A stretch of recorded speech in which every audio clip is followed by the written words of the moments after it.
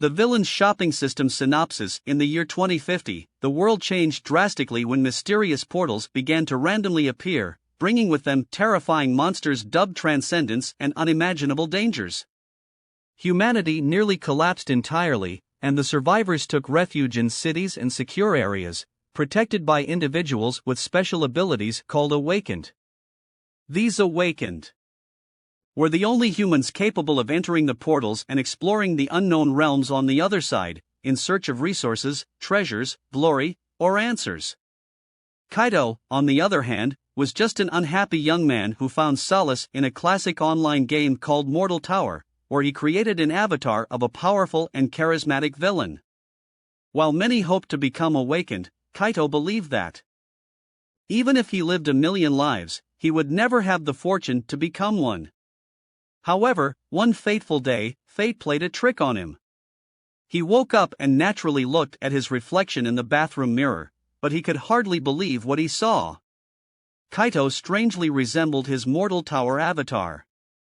And to make things even better, Kaito somehow inherited the purchasing system from Mortal Tower, which would allow him to buy all kinds of items, from rare abilities to legendary equipment.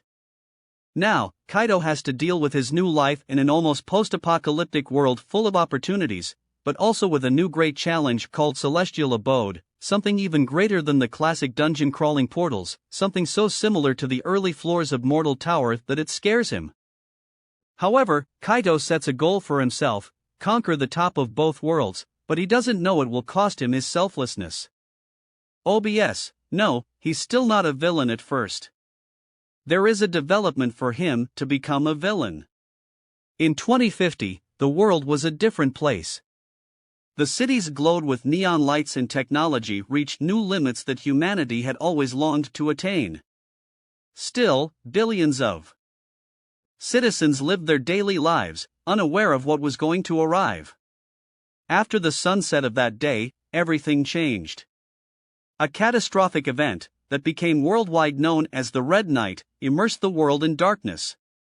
All the lights in the world went out, and electronic components, industry, and machines all collapsed as human society fell into this unprecedented chaos. Every governmental institute was left unresponsive and voiceless to their peers, as even the most basic radio transmission was impossible, as if an electromagnetic pulse of unprecedented length had spread over the entire planet. But it all worsened in the upcoming hours, when the supposed sunrise was finally set free. Approaching the different parts of the world on the next day, no light appeared, as if that gigantic sphere of fire disappeared. Instead, in some places of the world we were left with only one thing shining a scarlet light: the blood-tinged moon. Initially, most scholars theorized that a devastating solar blast was the reason for the fall of the technology, burning out even the most complex circuits, but secretly, the answer was far away from it. On one of the G7 nations' territories, the first practical test to seek the creation of a teleportation machine took place. In the computer simulations, everything was going flawlessly, connecting one point of the world to another, and so, those in charge of the test program believed it would be a safe test, which has proven to be far from reality. They indeed succeed in creating teleport technology at the cost of the release of unknown energy to the world. Regardless of whether these tests were the cause of the darkness, humanity's consequences were terrible. Amidst the worldwide chaos, thousands of people died as a result of riots, break-ins, and general fear. Establishments all over the globe were looted, and the governments lost easily past trillions. 72 hours later, the sun was finally back on the horizon. Again, and with the return of the electricity, mankind received a ray of hope. However, the biggest problem that the Red Night brought with it was not technological destruction or even social decay, but something worse. After a few days, while the government was still trying to understand what had happened that day and how to recover, an unknown portal appeared in the middle of a hospital in southern China. 3 of the hospital's 5 floors were quickly consumed by purple flames, leaving no trace of the doctors, nurses, and patients on the building. From the rubble of the hospital, a burning humanoid creature emerged. That very night hundreds of similar cases occurred all over the world, and on this day humanity discovered that the Red Night was only the beginning of something much worse than anyone could imagine.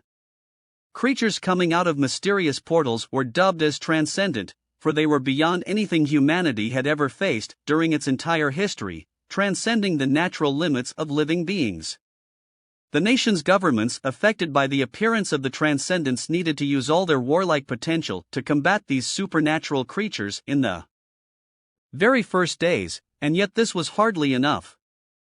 These monsters, that were only known as myths, were claiming dominance over our land and slowly turning it into ruins.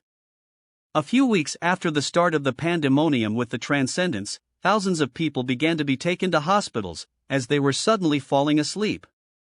In the beginning, when the first patients were still coming in, doctors thought that these was just basic cases of narcolepsy, from all the stress and hunger from the days before.